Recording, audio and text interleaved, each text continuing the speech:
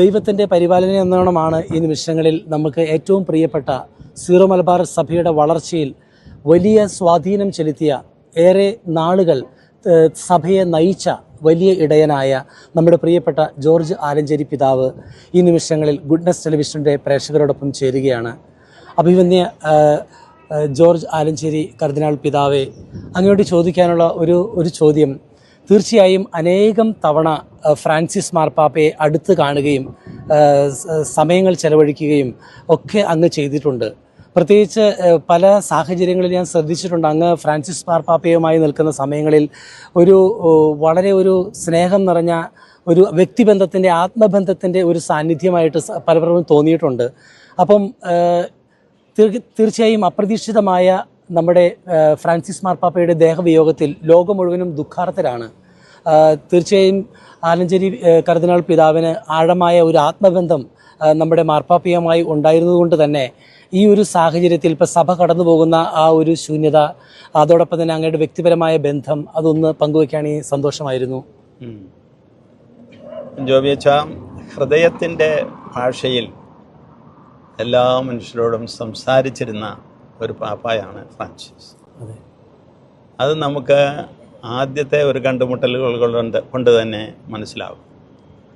പൊതുവിൽ ലോകത്തോട് ഹൃദയം തുറന്ന് സംസാരിക്കുന്നു എന്നതിനുള്ള ഉപരി നമ്മൾ ഓരോരുത്തരായിട്ട് ചെല്ലുമ്പോൾ നമ്മുടെ ശുശ്രൂഷകളുടെ അടിസ്ഥാനത്തിൽ നമ്മുടെ ജീവിതത്തെ, നമ്മുടെ യജമാന പ്രവർത്തനങ്ങളെ ഒക്കെ ആസ്പദമാക്കിക്കൊണ്ട് പരിശുദ്ധ പിതാവ് നമ്മളോട് ഹൃദയം തുറന്ന് സംസാരിക്കും.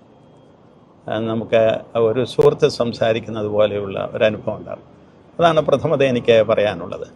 പിന്നീട് ഫ്രാൻസിസ് പാപ്പ സുവിശേഷത്തിൽ നിന്നും സഭയുടെ കൂട്ടായ്മയിൽ നിന്നും തനിക്ക് ബോധ്യപ്പെട്ട എല്ലാ കാര്യങ്ങളെയും കുറിച്ച് ആധികാരികതയോടുകൂടെ അതേസമയം പ്രതിബദ്ധതയോടുകൂടി സംസാരിക്കുകയും പ്രവർത്തിക്കുകയും ചെയ്തു. എല്ലാ സഭകളെയും സ്നേഹിച്ചിരുന്നു. സീറോ മലബാർ സഭയെ പ്രത്യേകമായിട്ടും സ്നേഹിച്ചിരുന്നു.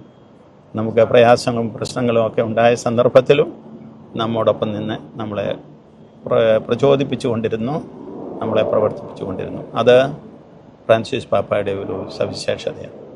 പിന്നീട് ഞാൻ കാണുന്ന മറ്റൊരു സവിശേഷത, പ്രത്യേകിച്ച് അത് അത്ര പ്രധാനമെന്ന് മറ്റുള്ളവർക്ക് തോന്നുകയില്ലെങ്കിൽ തന്നെയും, നർമ്മബോധത്തോടുകൂടി സംസാരിക്കുകയും നർമ്മത്തിൽ സന്തോഷിക്കുകയും ചെയ്തിരുന്ന ഒരാളാണ് ഫ്രാൻസിസ് പാപ്പ.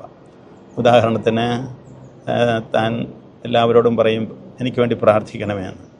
അപ്പോൾ എനിക്ക് വേണ്ടി പ്രാർത്ഥിക്കണമെന്ന് പറയുമ്പോൾ ചിലപ്പോൾ അദ്ദേഹം ചോദിക്കാറുണ്ട്, എനിക്ക് വേണ്ടി വേണം, എനിക്കെതിരായിട്ടല്ല എന്ന്.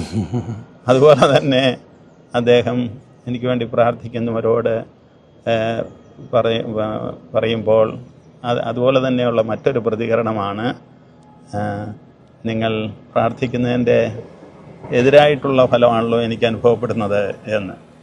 ഏതായാലും അത് ശാരീരികമായ ആരോഗ്യാവസ്ഥയെ കുറിച്ചാണ് ഉദ്ദേശിച്ചാണോ പറഞ്ഞത്? അതെയോ എന്താ ഉദ്ദേശിച്ചതെന്ന് നമുക്കറിഞ്ഞൂടാ. ഇതുവരിൽ അങ്ങനെ ഒരു തമാശ പറയുന്ന രീതിയിൽ സംസാരിക്കും. അതുപോലെ തന്നെ എന്നോട് ചോദിച്ചിട്ടുണ്ട്, ഇന്ത്യയിൽ നിന്ന് 2 മേജർ ആർച്ച് ബിഷപ്പുമാരുണ്ട്, ഒരാളുടെ തലയിലെന്തോ ഉണ്ടല്ലോ, തലയിൽ ഒന്നുമില്ലല്ലോ എന്ന് പറയും. അപ്പോൾ ഞാൻ പ്രതികരിച്ചത് ഇങ്ങനെയാണ്, എൻ്റെ തലയിൽ അല്പമുണ്ട്, അത് ഉള്ളിലാണ് എന്നാണ്. അപ്പോൾ ഇങ്ങനെ നർമ്മത്തോടു കൂടി സംസാരിക്കുന്ന ഒരു പ്രകടനം.